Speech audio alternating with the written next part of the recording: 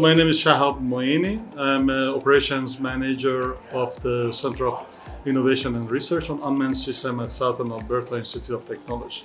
So we are doing research on all the unmanned systems, especially the aerial unmanned system, heavy duty, long endurance and heavy lifting drones particularly. We work a lot with Switzerland, and we have a lot of unique platform here like a Swiss drone, Anavia HT100, Mogen, and some other platform in this range that they can do the heavy duty lift.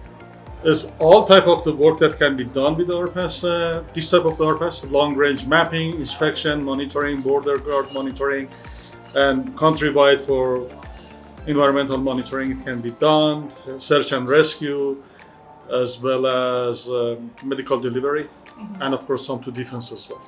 So as SAIT, we try to bridge the gap between the end user industry and the technology developer. We are looking at also certification, testing certification of our test program to ensure the public safety, to the standard practice for safety and operation of this type of machines, especially heavy duty, heavy lifting helicopter like Anavia.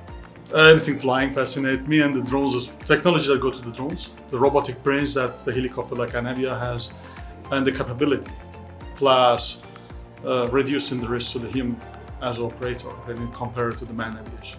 SAIT, we're looking at history of the SAIT and the aviation background that SAIT has. A School of Transportation at SAIT is one of the most unique schools worldwide recognized for the quality of the work.